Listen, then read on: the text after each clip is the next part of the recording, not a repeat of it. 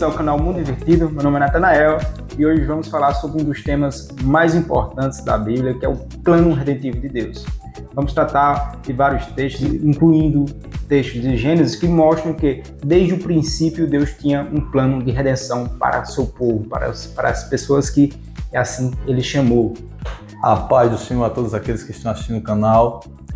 Hoje trataremos de um tema, como o Natan já disse, muito importante, que é o tema sobre a redenção. E se esse canal estiver alcançando você, abençoando a sua vida, pedimos a você aí que se inscreva no canal. Nós temos muitas pessoas assistindo, mas poucas pessoas se inscrevendo no canal. Se inscreva, dê um like, abençoe aí o canal e que esse canal possa também estar abençoando a sua vida, porque é necessário isso, Natan, para que o YouTube reconheça que aqui o conteúdo que está sendo tratado é relevante, né? É relevante, senão ele não entrega para as pessoas. Sem dúvida. E o objetivo é alcançar o máximo de pessoas, para que as pessoas possam entender a palavra de Deus, conhecer mais a Deus, e aí se conhecemos mais a Deus, temos uma relação com Ele.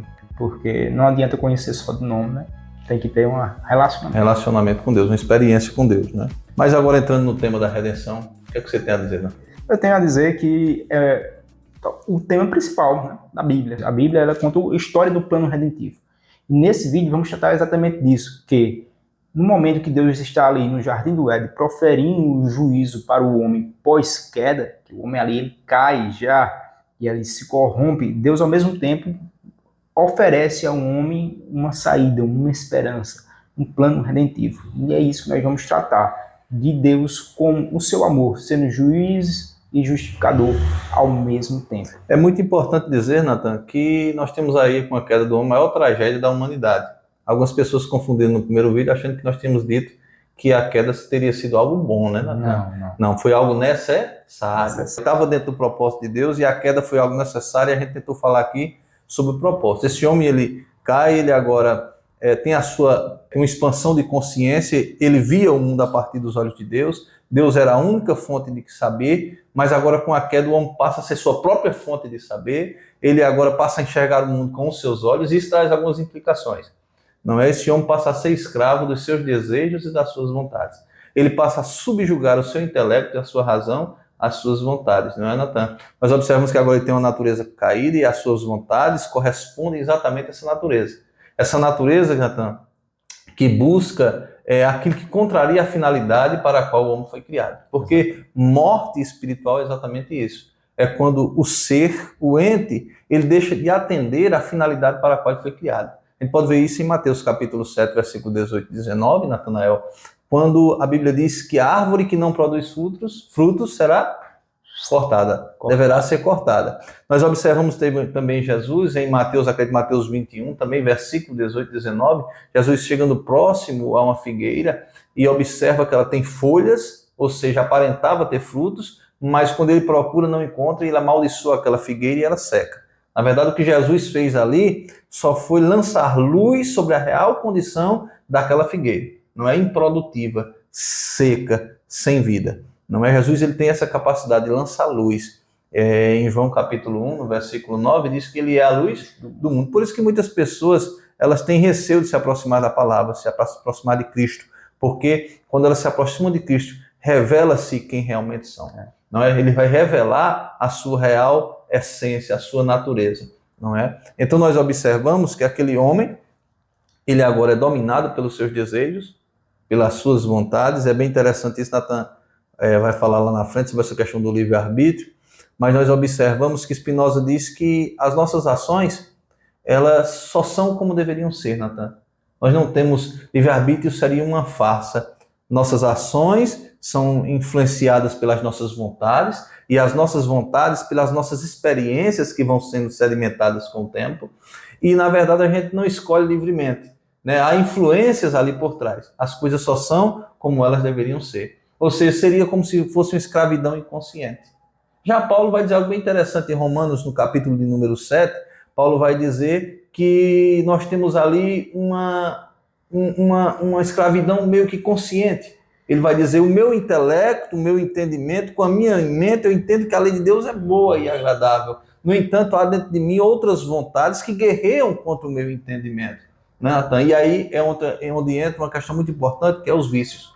Nós podemos até gravar um outro vídeo só falando sobre vícios. Vamos fazer isso, né? E, inclusive, o nosso próximo vídeo será sobre o livre-arbítrio. Então, vocês aí que tiverem dúvidas sobre o tema, tiverem questionamentos, pode colocar aí nos comentários, já para antecipar, para nós já trazermos algumas respostas para vocês.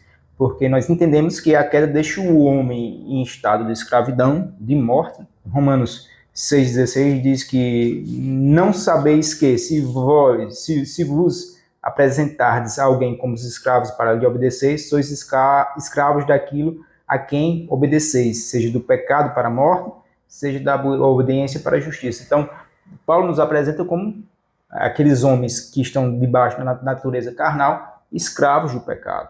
Escravos. E escravo não tem livre vontade. Esse tema do livre-arbítrio, nós vamos tratar no próximo vídeo, não vamos entrar aqui, mas entendemos o quê? Que a queda deixou esse homem num estado de morte. E se estamos mortos, é necessário termos vida. E essa vida é justamente o plano redentivo de Cristo. Trazer o homem de volta à vida. Como disse C.S. Lewis, trazer o homem de volta a ser o verdadeiro ser humano. O homem, com a queda, ele perde a imagem divina que tinha nele. O homem foi criado em imagem e semelhança de Deus, mas a queda destrói essa imagem.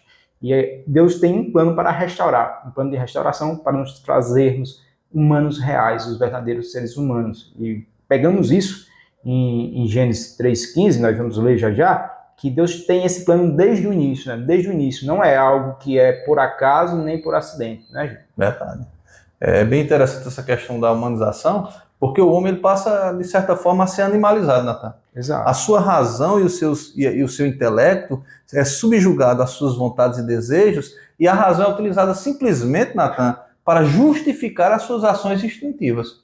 Não é? Esse homem se torna escravo dos seus desejos, é o que Lutero vai chamar de os vícios dos sentidos. Né? Os vícios dos sentidos. E aí entra a questão da redenção. Por que a redenção? Nós temos um homem escravo das suas vontades, dos seus desejos.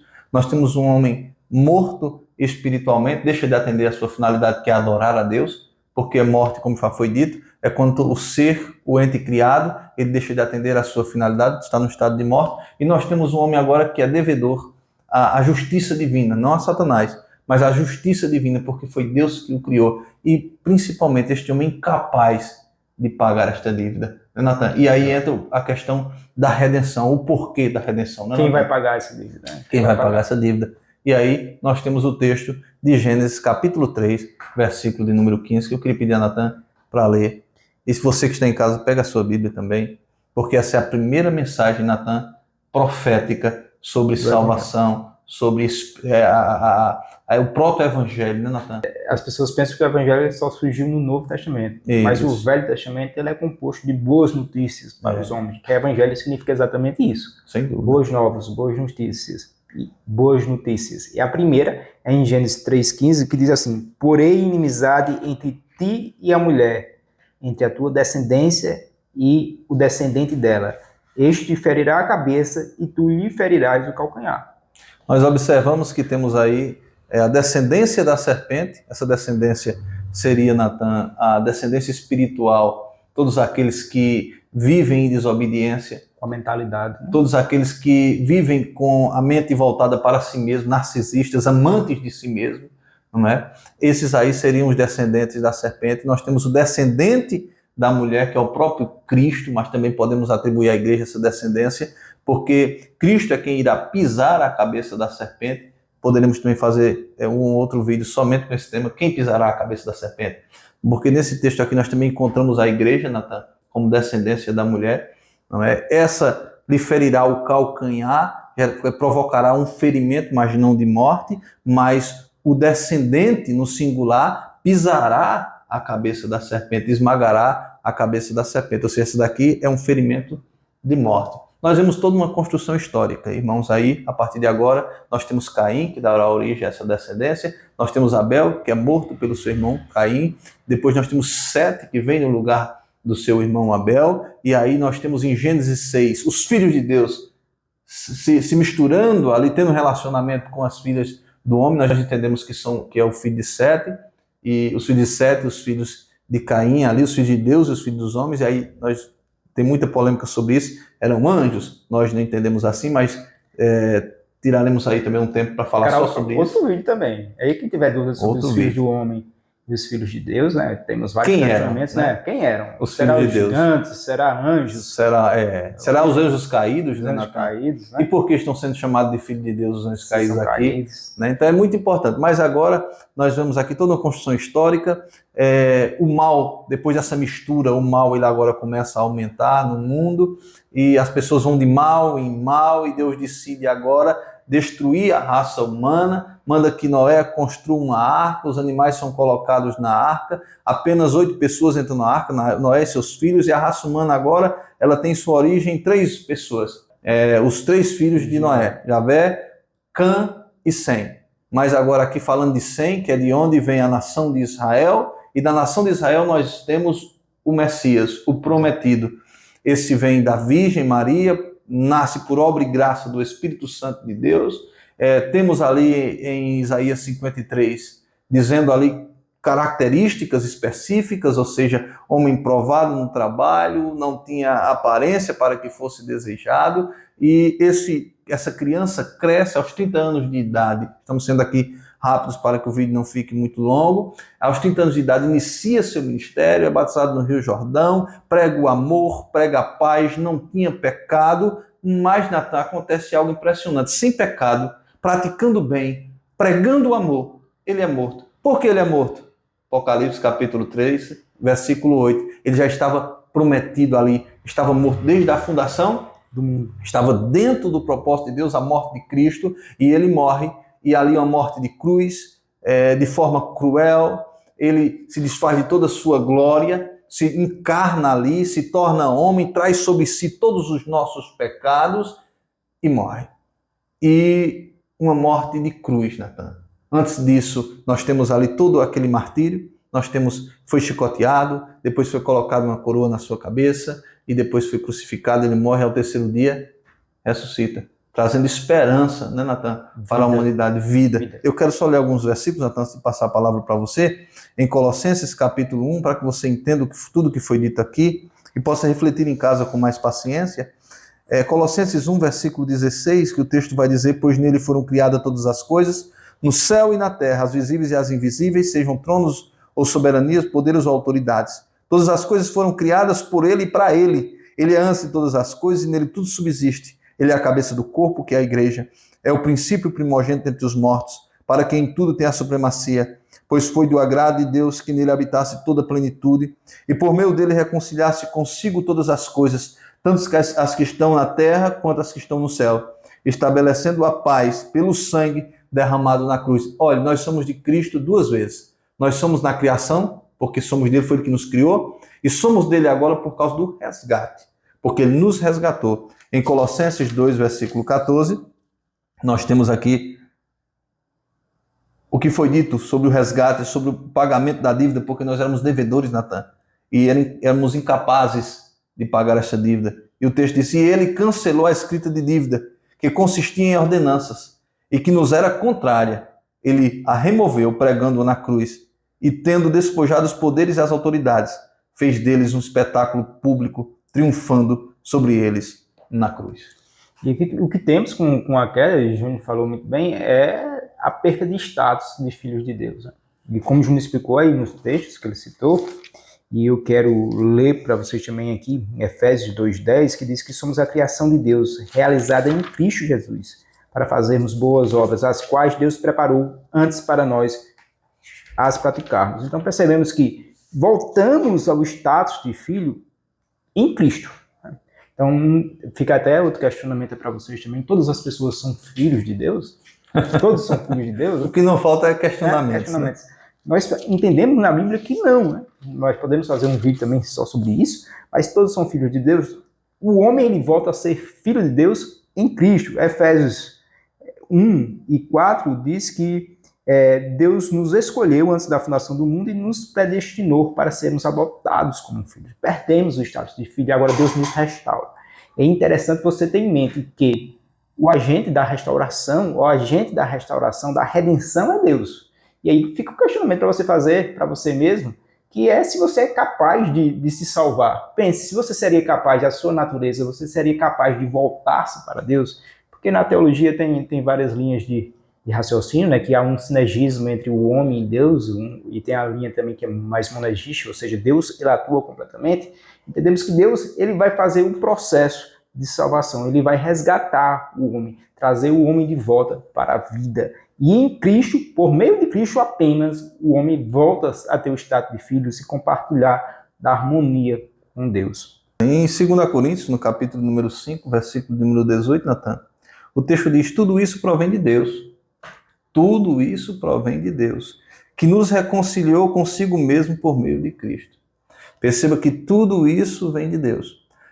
Falando aqui um pouco, a gente não tem tempo para falar sobre a graça preveniente, Natan, e as várias interpretações que tem sobre ela. Nós temos ela iniciando com Agostinho, depois nós temos com John Wesley, depois nós temos o próprio Calvino, né, que a graça irresistível também eu entendo como um tipo de graça preveniente. E John Wesley falou sobre a graça preventiva, hoje nós conhecemos também como a graça precedente. E essa graça é como se fosse, no meu entendimento, uma cura do intelecto, da razão, para que Deus possa infundir no homem a fé. Porque Deus infunde a fé onde? Deus infunde a fé na mente. É no intelecto do indivíduo. Mas se essa mente e essa razão estiver corrompida, essa razão ela não consegue reter esta fé. Então, Deus ele vai infundir essa fé na mente, na razão do homem, mas primeiro há uma cura desse entendimento. Natan. Foi dito que com o homem subjugando o seu intelecto e a sua razão, as suas vontades, essa razão e esse intelecto vai sendo degradado, né, Natan, com o tempo. Então, nós observamos que, ao fazer isso, o homem agora se eleva. Ele sai dessa condição onde o intelecto está subjugado à sua vontade e o intelecto dele agora e a sua razão passa a dominar, Natan. João Paulo II, na encíclica que ele fala sobre razão e fé, ele vai dizer que a razão e a fé são como duas asas que faz com que o ser humano se eleve para a contemplação da verdade. Alguém pode dizer aqui, está citando João Paulo II, não é? E eu citei de outra vez, ou em outro momento eu citei uma professora da USP também, Natan, e eu quero dizer que aqui nós não pensamos dentro de uma bolha ideológica, nós estamos preocupados aqui com a construção do conhecimento, nós buscamos a verdade. Não é? Então, independentemente se é uma professora da USP, se é um católico, mas a gente está preocupado aqui em trazer a verdade. E não estamos aqui preocupados em defender correntes ideológicas, né, Natan? Porque a ideologia, muitas das vezes, Natan, ela é fruto de um vazio, de uma escuridão interior do ser humano. E ele quer provar aquilo por uma questão de ego. Então, aqui nós estamos preocupados, e eu quero abrir esse parênteses aqui para falar sobre isso, porque tivemos algumas críticas. Eu citei alguns filósofos, citei uma professora, citei agora João Paulo II e pode ter algumas críticas nesse sentido. A preocupação aqui é com o conhecimento. Tem muita coisa que a gente precisa pesquisar, estudar e que não está dentro daquele nicho em que você convive. Né? E você tem que saber filtrar também. Né? Parte da igreja eram católicos. Isso. Católicos saíram da igreja. Os reformadores também saíram da igreja católica. Então nós temos que entender que temos bons teólogos também. Sem dúvida. Óbvio que temos que fazer um filtro disso. Até mesmo tudo, dentro do meio No evangélico. meio evangélico nós temos que fazer um filtro e cada vez mais, né? Cada vez nós temos mais que fazer esse filtro.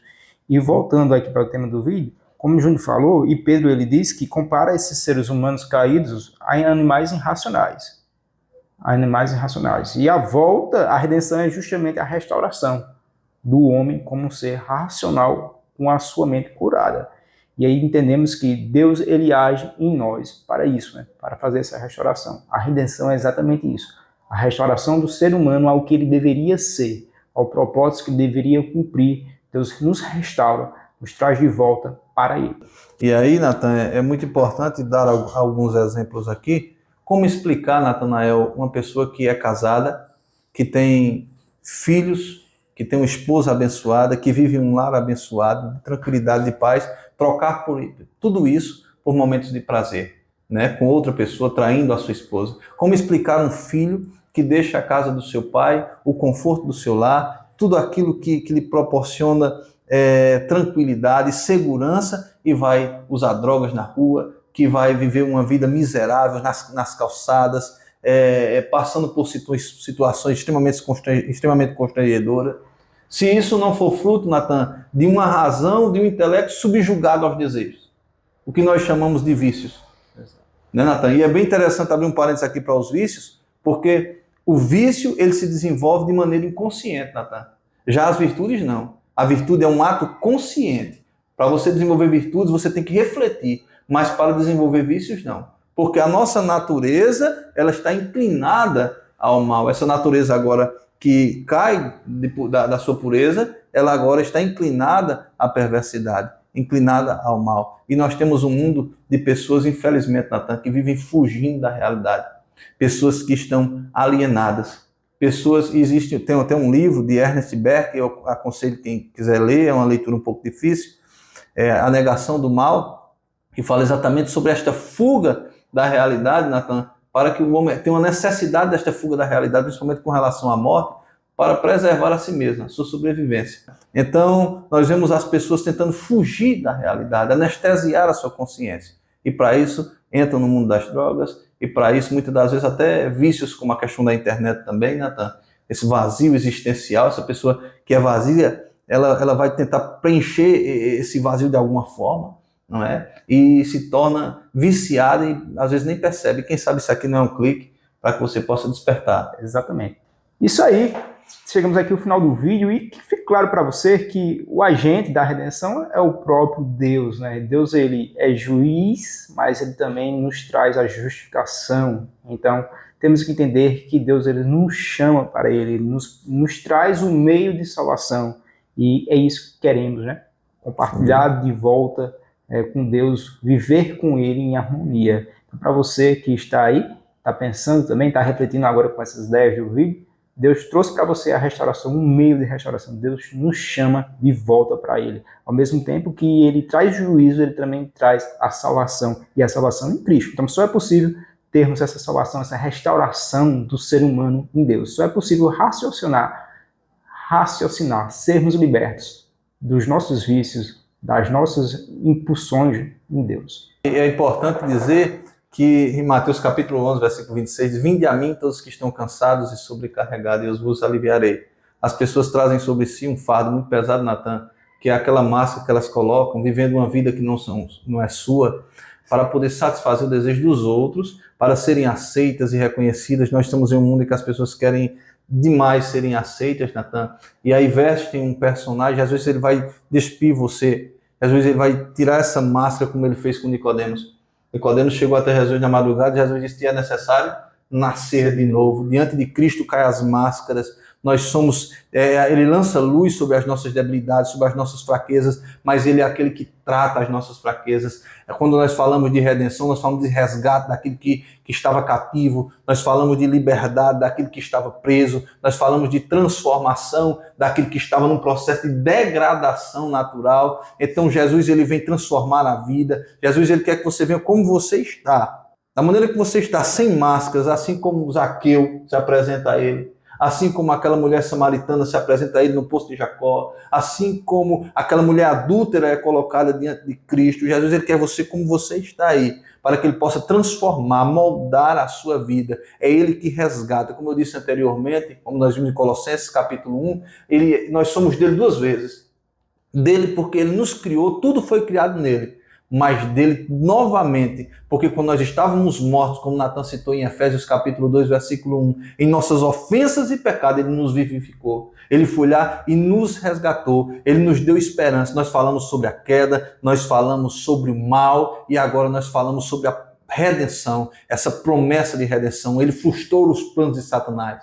Ele não nos comprou de Satanás. Ele não pagou dívida a Satanás, ele pagou a dívida que nós tínhamos com a justiça de Deus, com a justiça divina.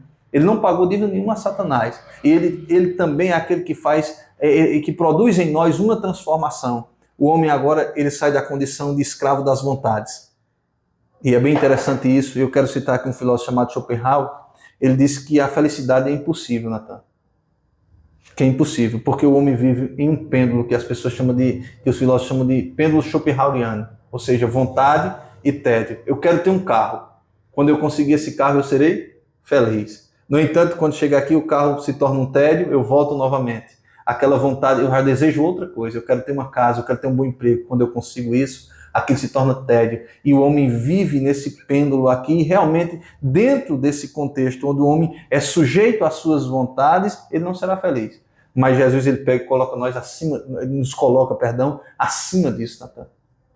Nós agora temos um intelecto potencializado pela fé, transcende tudo isso, todas estas coisas, e agora nós encontramos a felicidade que Agostinho vai falar, que nós só encontramos em Deus, não é? Porque transcende-se tudo isso. Nós estamos agora vivendo de acordo com a nossa razão, com o nosso intelecto, e as nossas vontades e desejos estão subjugadas à vontade de Deus. E aí é bem interessante isso, e um teólogo que eu gosto bastante de ler é Tim Keller, ele diz que o homem ele tem essa luta de procurar a felicidade e ele não consegue justamente porque nós somos criados para termos um relacionamento com Deus, um Deus infinito.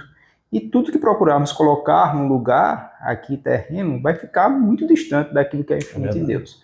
Então convidamos você a buscar novamente esse relacionamento no infinito, no Deus Todo-Poderoso.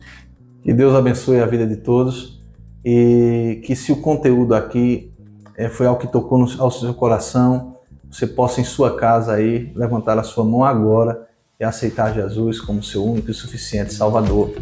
Que Deus esteja abençoando a todos que estão acompanhando o canal. Deus abençoe a todos. Não se esqueça do like, de compartilhar, de se inscrever e de deixar o sininho marcado aí para quando tiver o próximo vídeo você receber notificação. O próximo vídeo será sobre o livre-arbítrio. É um tema bastante interessante, então se prepare aí para nós embarcarmos aí nessa jornada de conhecimento bíblico, teológico, filosófico. Leia uma Bíblia a todos. Leia uma Bíblia. Sempre. Valeu. Tchau.